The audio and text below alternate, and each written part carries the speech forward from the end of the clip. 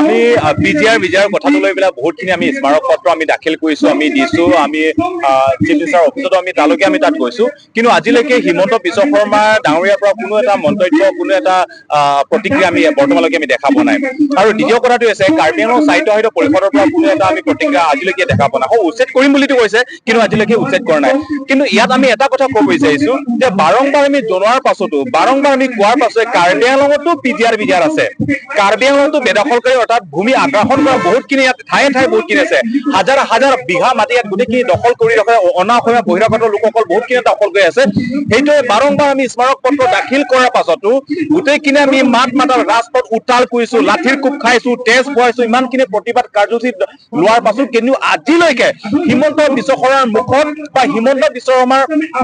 আগত কাৰ্বি আংলঙৰ PGR VGR কথা লৈ আজিলৈকে উত্থাপন হোৱা নাই, বা কাৰ্বি আংলঙৰ PGR VGR কথা আজিলৈকে তেখেত দাঙি ধৰিব বিচাৰে। মানে আচৰিত লাগিছে এইটো। কাৰ্বি আংলঙৰ যিটো অসমৰ এটা অংশ, হিমন্ত বিশ্ব শৰ্মা এটা মন চুই যোৱা কথা কৈছে যে মই এজন প্ৰথমতে অসমীয়া, তাৰ পাছত মুখ্যমন্ত্ৰী বুলি কৈছে। যদি সঁচাকে যদি সেইখিনি কথাত যোগ্যতা আছে, সত্যতা আছে, এজন যদি অসমীয়াৰ ভূমিপুত্ৰ হয়, তেতিয়াহ'লে আজি কাৰ্বি আংলঙত ইমানখিনি হাজাৰ হাজাৰ বিঘা মাটি দখল কৰি আছে। আমি কাৰ্বি আংলঙত আজি কাৰ্বিসকলে আজি সংখ্যালঘুটো আমি পৰিণত হৈছো, সংখ্যালঘুত আজি পৰিণত হৈছো, নিজৰ গোটেইখিনি অধিকাৰ আমি হেৰুৱাই গৈছো সেই বেদখলকাৰীসকলৰ কাৰণে। সেই বেদখলকাৰীসকলক আজিকালি উচ্ছেদ কৰিব বিচৰা নাই কিয়? কাৰণ কাৰ্বি আংলঙত যিমানখিনি বেদখলকাৰী আছে তেওঁলোক হিন্দু, তেওঁলোক উত্তৰ প্ৰদেশৰ পৰা অহা বিহাৰীসকল আছে, তেওঁলোক বংগৰ পৰা অহা, বাংলাদেশৰ পৰা অহা গোটেইখিনি বেংগলী হিন্দু আছে। সেইকাৰণে তেওঁলোকে উচ্ছেদ কৰিব বিচৰা নাই নেকি? সেইকাৰণে সঁচাকে যদি জাতি মাটি ভেটি সুৰক্ষিত কৰাৰ স্বাৰ্থত যদি তেখেতে যদি হিমন্ত বিশ্ব শৰ্মা ডাঙৰীয়াই যদি উচ্ছেদখিনি কৰি আছে, তেনেহ'লে কাৰ্বি আংলং কৰি দেখুৱাওক। সঁচাকে যদি অসমৰ সন্তান হিচাপে উচ্ছেদ কৰিছে, তেনেহ'লে তেখেত কাৰ্বি আংলং উচ্ছেদ কৰি দেখুৱাওক। কিন্তু আমি বৰ্তমান যিটো দেখিছো সেইটো মাত্ৰ ধৰ্মীয় ৰাজনীতিকৰণ, অৰ্থাৎ এটা কৌশল হিচাপে 26 চনৰ নিৰ্বাচন যাতে জয়যুক্ত হোৱাৰ কাৰণে মাত্ৰ এটা খেল খেলি আছে, এটা হিন্দু মুছলিম মুছলিম হিন্দু সেইটো এটা সংঘাত সৃষ্টি কৰি পেলাই যাতে মাত্ৰ হিন্দুত্বৰ ওপৰত এটা ৰাজনীতি কৰিব পাৰে, সেয়াৰ এটা প্ৰচেষ্টা কৰিছে বৰ্তমান হিমন্ত বিশ্ব শৰ্মা ডাঙৰীয়া। যদিহে নহয় আজি কাৰ্বি আংলংটো উচ্ছেদ কৰিলে হয়, বেদখলকাৰী মানে বেদখলকাৰী, ইয়াতে আমি কোনো এটা জাতি, কোনো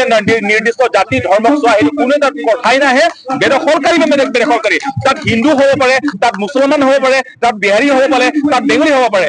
তাত খিলঞ্জীয়া হ'ব পাৰে। কিন্তু আচল কথা হৈছে বেদখলকাৰীক আজিলৈকে হিমন্ত বিশ্ব শৰ্মা যিমানখিনি ভূমি আগ্ৰাসন কৰা হৈছে, যিমানখিনি চৰকাৰী ভূমি PGR VGR যিমানখিনি দখল কৰি ৰাখিছে, আজিলৈকে উচ্ছেদ কৰাটো এইটো আচৰিত। আৰু সেইখিনি কথা, সেই প্ৰশ্নখিনি আৰু অসমবাসীয়ে সেইটো উত্থাপন কৰে। সেইটো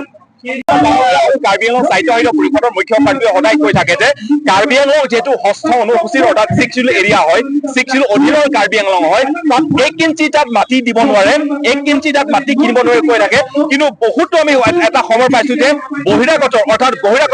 অসমৰ পৰা ষ্টেটত যিমানখিনি চৰকাৰৰ লগত বৰ্তমান যিমানখিনি সদস্য তেওঁলোকে গোটেইখিনি মাটি কিনাটো খবৰ পাইছে। আৰু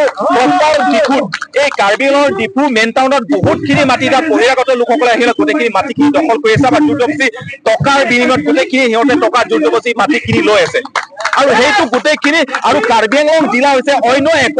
একমাত্ৰ এখন জিলা য'ত নেকি কাৰ্বিসকলৰ ম্যাদী পট্টা থকাৰ পাছতো অনা অসমীয়া বহিৰাগত লোকসকল আহি পেলাই জোৰজবস্তি দখল কৰা হয়, গোটেইখিনি ইয়াত কাৰ্বি সকলৰ ওপৰত অত্যাচাৰ চলোৱা হয়। আৰু এইখিনি ক্ষেত্ৰত আৰু আমি এটা কথা স্পষ্ট কৰিব বিচাৰিছো, কাৰ্বি সদায় আমি অসমৰ কাৰণে মাত মাতি আছো, অসমৰ কাৰণে আমি মাত মাতি আছো, যুঁজি আহিছো আমি। কিন্তু বৰ্তমান যিটো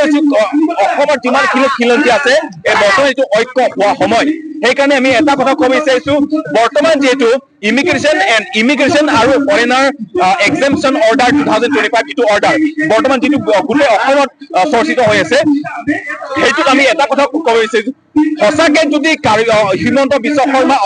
অসমীয়াৰ সন্তান হয়, অসমৰ ভূমিপুত্ৰ হয়, সঁচাকে যদি তেখেত কোৱা মই এজন অসমীয়া তাৰ পাছত মুখ্যমন্ত্ৰী বুলি কোৱা যিটো সেইখিনি কথা সত্যতা আছে আৰু যোগ্যতা আছে, তেনেহ'লে তেখেত কৈ দিয়ক, কেন্দ্ৰীয় চৰকাৰক কৈ দিয়ক যে যিটো সিদ্ধান্ত তেওঁলোকে লৈছে যে ইমিগ্ৰেশ্যন আৰু ফৰেনাৰ্ছ এক্সেম্পশ্যন অৰ্ডাৰ 2025 যিটো আছে, সেইটোত অসমীয়া অৰ্থাৎ অসমীয়াই সেইখিনি সিদ্ধান্ত নামানে। আৰু সেইটো কেন্দ্ৰীয় চৰকাৰে কৈ দিয়ক, সেইটো কেতিয়াও অসমত সেইটো অসমীয়াই বা অসমে সেইটো কেতিয়াও গ্ৰহণ নকৰে বুলি সেইটো কেন্দ্ৰীয় চৰকাৰক হিমন্ত বিশ্ব শৰ্মাই সেইটো জনাই কৈ দিয়ক। আৰু সেইটো যাতে আমি সেইখিনি মাত মাতিছো, কাৰণ অসমত সেইটো হোৱাৰ লগে লগে হিন্দু বাংলাদেশী যদি বৃত্তিবৰ্ষ যদি 2024 যদি 30 ডিচেম্বৰলৈকে হৈ যায় এই গোটেইখিনি প্ৰভাৱ কাৰ্বি আংলঙতো পৰিব আৰু বৰ্তমান কাৰ্বি আংলঙৰ প্ৰভাৱ পৰক নপৰক কাৰ্বি আংলং অসমীয়াৰ সন্তান হয় যিহেতু কাৰ্বি আংলং অসমৰ